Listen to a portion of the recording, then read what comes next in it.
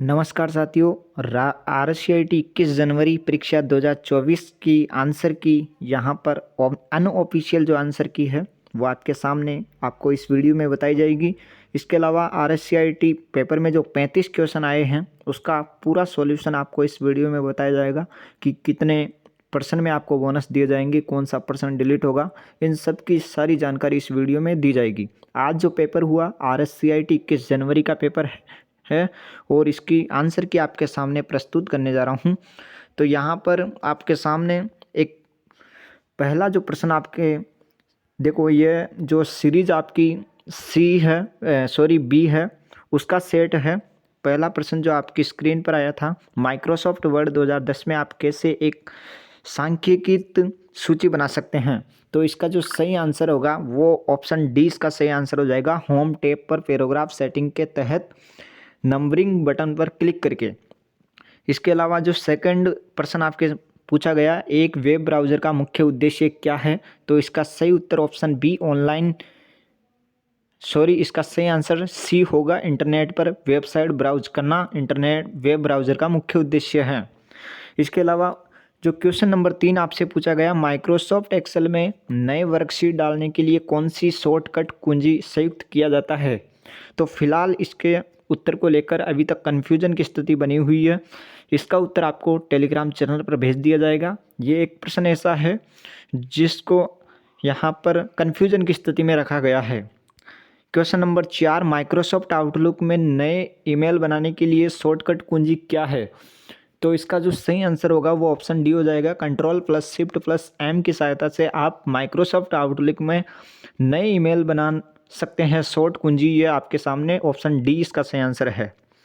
Question number 5 में आपसे पूछा गया कि विंडोज़ में एक रीस्टोर पॉइंट का उद्देश्य क्या होता है।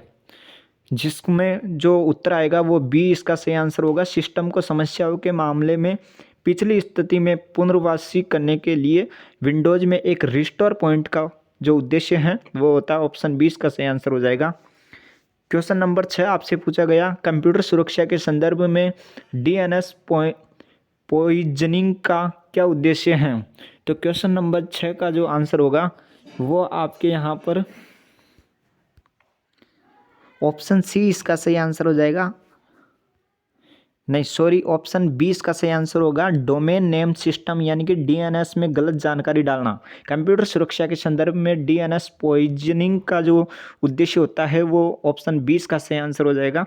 इसके अलावा क्वेश्चन नंबर 7, साइबर सुरक्षा में फिशिंग हमलों का प्रमुख लक्ष्य क्या है। तो इसका जो सही आंसर होगा वो ऑप्शन डी हो जाएगा। व्यक्तियों को संवेदनशील जानकारी उजागर करने में मिलावट करना इसका प्रमुख लक्ष्य है।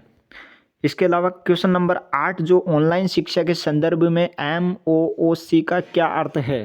तो क्वेश्चन नंबर 8 का यहाँ पर ऑप्शन ए इसका सही आंसर हो जाएगा। मैसिव ओपन ऑनलाइन कोर्स इसका सही आंसर होगा। और क्वेश्चन नंबर 9, दस्तावेज प्रसंस्करण और कंप्यूटर दृष्टि के क्षेत्र में OCR का क्या अर्थ है। तो OCR का अर्थ ऑप्टिकल कैरेक्टर रिकग्निशन इसका सही आंसर होगा। ऑप्शन ए इसका सही आंसर हो जाएगा। इसके अलावा जो क्वेश्चन 10 आपसे पूछा गया, निम्नलिखित में से कौन सा ई गवर्नेंस सेवाओं के रूप में माना जाता है। तो इसका सही आंसर ड्राइविंग लाइसेंस होगा। क्वेश्चन 10, विंडोज में टास्क मैनेजर खोलने की शॉर्टकट कुंजी क्या है। तो शॉर्टकट कुंजी जो होगी आपकी यहाँ पर Ctrl+Alt+Delete इसका सही आंसर हो जाएगा। ऑप्शन ए इसका सही आंसर है। Question 12, Google drive, Microsoft one drive और ड्रॉप बॉक्स इसके उदाहरण है। यानी कि Google drive, Microsoft one drive और ड्रॉप बॉक्स किसके उदाहरण है। तो इसका जो सही आंसर होगा वो क्लाउड स्टोरेज सेवाएं, डी ऑप्शन इसका सही आंसर है। क्वेश्चन नंबर 13 का सही आंसर ए होगा। बराबर SUM B2 B7/600 यानी कि ऑप्शन ए इसका सही आंसर हो जाएगा क्वेश्चन नंबर ए का। और क्वेश्चन नंबर 14 का जो सही आंसर होगा वो आपके सामने सी सही आंसर होगा। क्वेश्चन बड़ा है, यदि आप एक ईमेल संदेश के खालिस्तान बॉक्स में प्राप्त करता ईमेल ये यहाँ पर तो संदेश की यहाँ पर ढका हुआ आया है, तो ऑप्शन सी इसका सही आंसर हो जाएगा, BCC। यानी कि ये जो इसका सही आंसर है वो आपको मैं बता देता हूँ। जो ये सी आंसर है BCC, ये इसका सही आंसर हो जाएगा क्वेश्चन नंबर 14 का। अब हम बात करते हैं DNS सेवा ... को संबंधित में अनुवाद करती है। यानी कि DNS जो सेवा है वो किसको संबंधित है और किसका अनुवाद करती है। तो इसका जो सही आंसर होगा वो ऑप्शन बी इसका सही आंसर हो जाएगा। डोमेन नाम और IP पता को यहाँ पर संबंधित करती है। क्वेश्चन नंबर 16, ई मित्र पोर्टल के माध्यम से निम्नलिखित में से कौन सी सेवाओं का लाभ उठाया जा सकता है। तो यहाँ पर बिल भुगतान भी किया जा सकता है, प्रमाण पत्र के लिए आवेदन किया जा सकता है, शिकायत दर्ज करवा सकते हैं। ऑप्शन डी इसका सही आंसर हो जाएगा, सभी के लिए। क्वेश्चन नंबर 17, नया दस्तावेज या विंडो खोलने की शॉर्टकट कुंजी क्या है। यहाँ पर नया दस्तावेज या विंडो खोलने की शॉर्टकट कुंजी पूछी गई है, तो इसका जो सही आंसर होगा वो ऑप्शन सी इसका सही आंसर हो जाएगा, Ctrl+N। Question number 18, SSO portal निवासी के लॉगिन के माध्यम से किस सेवा का उपयोग किया जा सकता है। तो इसका भी सही आंसर यहाँ पर डी बताया है। वेब पोर्टल के माध्यम से ई मित्र सेवाएं, राजस्थान संपर्क और ई सार्वजनिक वितरण प्रणाली, ये सभी।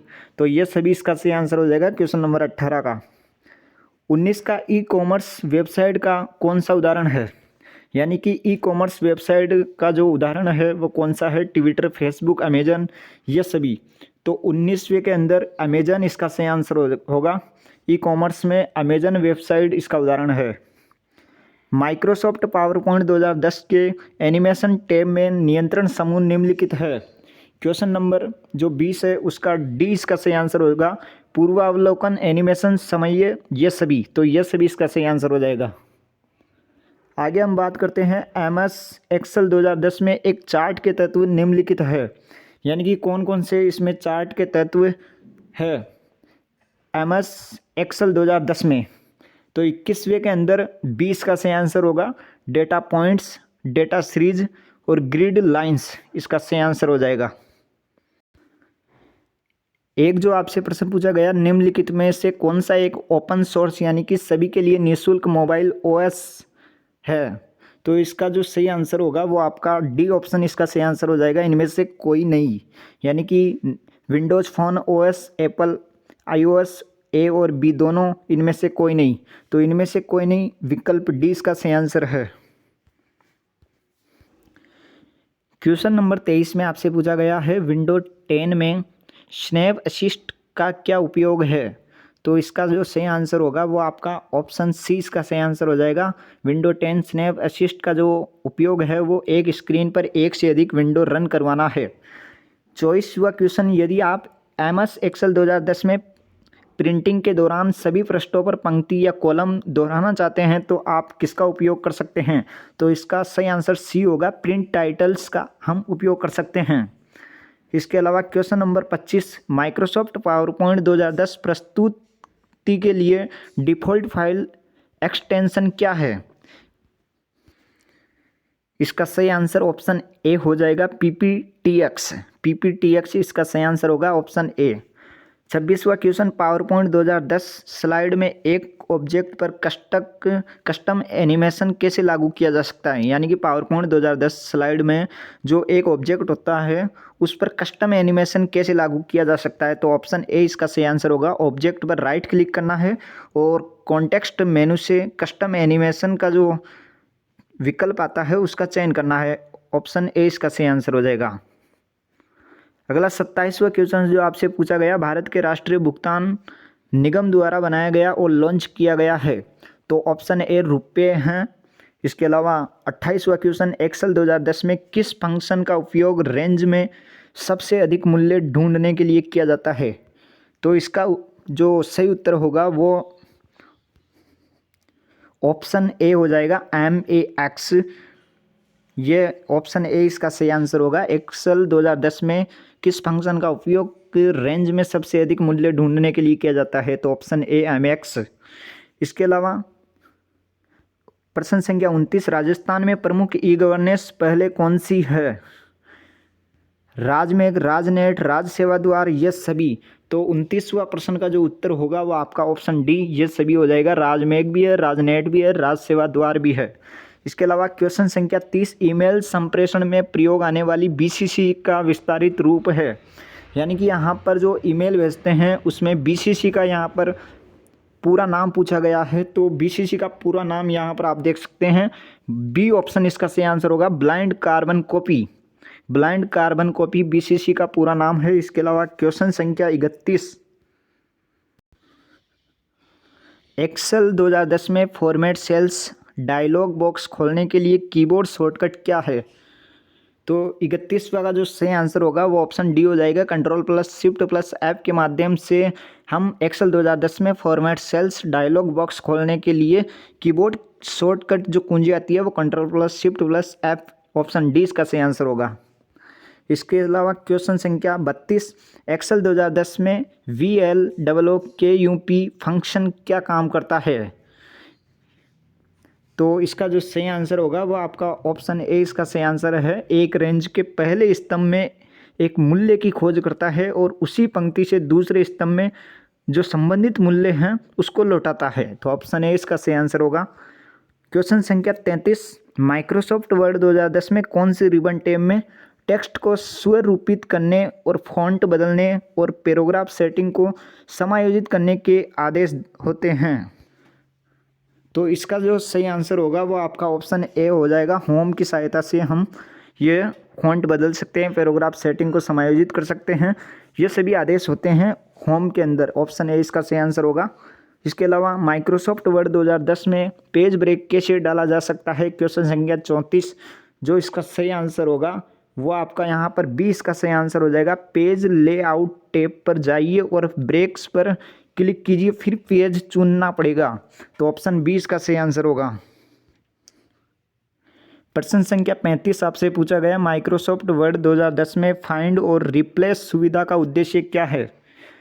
माइक्रोसॉफ्ट वर्ड 2010 के अंदर फाइंड और रिप्लेस की सुविधा दी गई है। इस सुविधा का जो मुख्य उद्देश्य है वो क्या है? तो दस्तावेज में विशिष्ट शब्दों या फिर वाक्यों की खोज करना और उन्हें नए पाठ से बदलना, यहाँ पर इसका मुख्य उद्देश्य है। ऑप्शन 20 का सही आंसर हो जाएगा।